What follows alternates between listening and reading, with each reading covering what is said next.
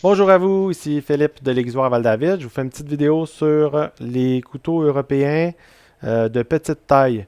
Donc, il y a les couteaux du chef de 8 pouces et plus. Ça, j'ai fait une vidéo sur ça. Là, je vous fais une vidéo sur les couteaux de plus petite taille qui sont généralement plus fins, bon, évidemment, plus courts, plus légers, plus rapides comme couteau.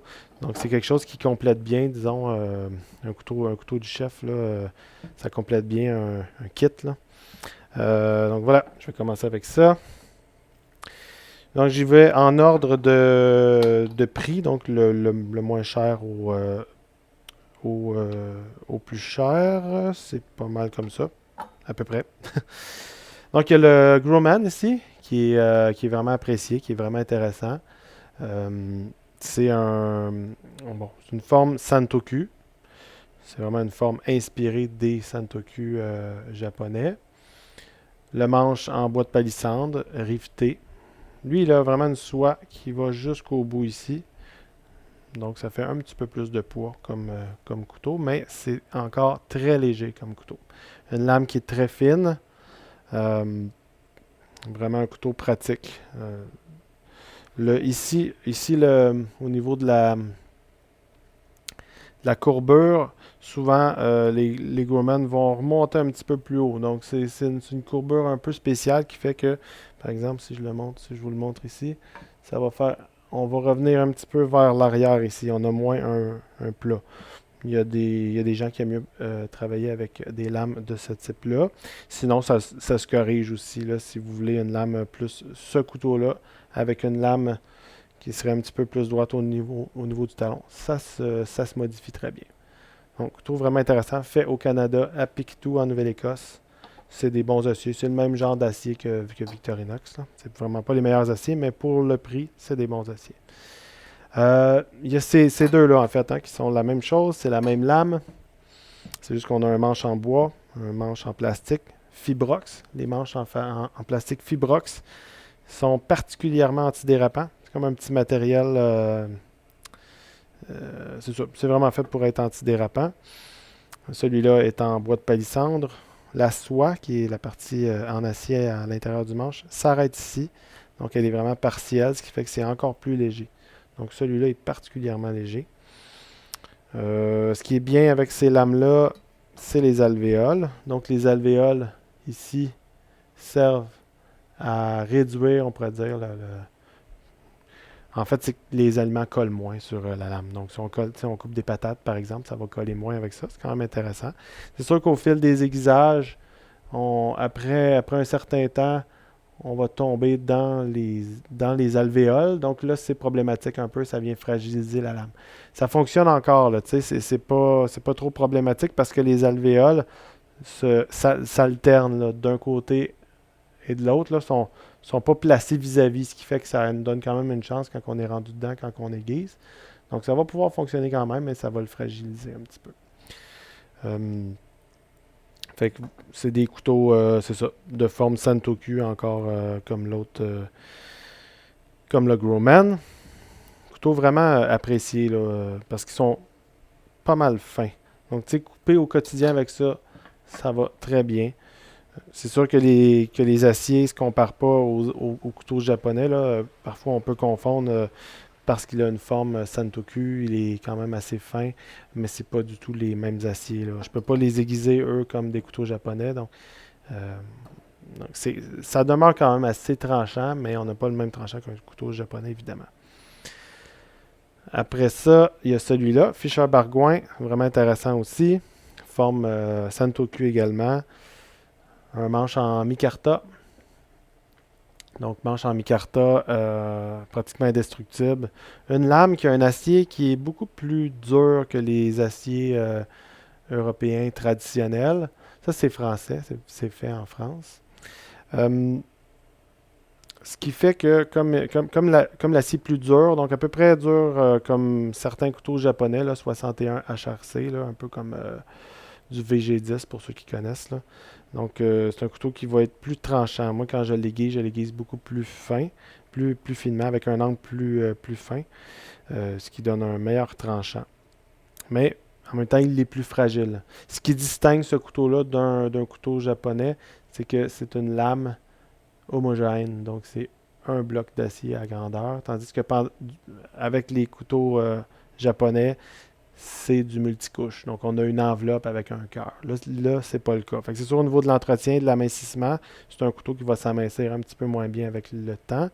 Il y a des alvéoles aussi, des alvéoles qui s'alternent. Donc, même affaire que le Victorinox. C'est vraiment intéressant pour ça. C'est un bon couteau. Intéressant. On tombe ici à du North Arm. Ça, dans ce genre de couteau-là, c'est à mon avis là, dans les meilleurs couteaux. Ils sont très très bien faits. Donc, fait en Colombie-Britannique. C'est une petite entreprise, un père puis son fils qui ont débuté ça il y a plusieurs années. Eux fabriquent les couteaux à partir d'une machine CNC à commande numérique. Donc, c'est vraiment, on pourrait dire que c'est un robot qui fait les lames. Puis eux font la finition, l'assemblage ensuite. Donc, John qui a parti ça, lui, c'était un designer industriel à la base. Il travaillait je ne me souviens plus dans quelle industrie, mais là, il s'est recyclé dans la fabrication de couteaux. Puis ça paraît. Les couteaux sont très bien designés, avec des matériaux incroyables. Les manches sont en G10. C'est un matériel militaire. On a rouge et noir, là. C'est un matériel militaire. C'est indestructible.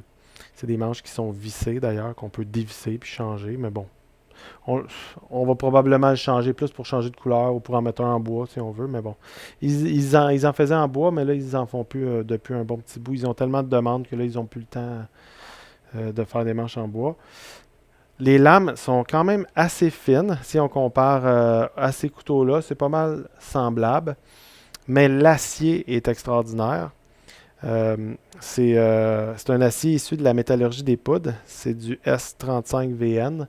C'est dans les meilleurs aciers au monde en ce moment pour la coutellerie. C'est beaucoup utilisé ces aciers-là pour les couteaux de poche, tout ça, là, ou les couteaux de survie. Donc, ça fait un couteau qui reste aiguisé beaucoup plus longtemps, puis beaucoup plus tranchant. En fait, c'est un peu comme un couteau japonais. C'est pas mal semblable à un couteau japonais, c'est juste que là, on a une lame qui est homogène, un peu comme celui-là ici. Une lame homogène, mais avec un acier qui est très dur, euh, ce qui permet un angle d'aiguisage beaucoup plus fin.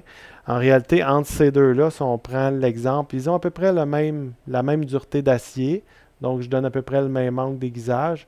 Par contre, celui-là euh, euh, va durer beaucoup plus longtemps. La métallurgie des poudres, c'est beaucoup plus robuste. Ils auraient pu le tremper, ils auraient pu faire un acier, en fait un couteau avec une lame beaucoup plus dure, mais ils ont opté pour quelque chose de pas trop dur, comme ça c'est moins cassant, mais c'est très très résistant. Bref, couteau formidable, c'est très bien fait. Pour le tenir comme ça, c'est super. Le manche, là, il y a une petite courbure ici, là. Donc c'est vraiment agréable en le tenant comme ça. Extrêmement performant comme couteau. Bravo à Northarm. Ils sont plus chers, évidemment, ceux-là. Là. Il y a quand même une bonne différence de prix.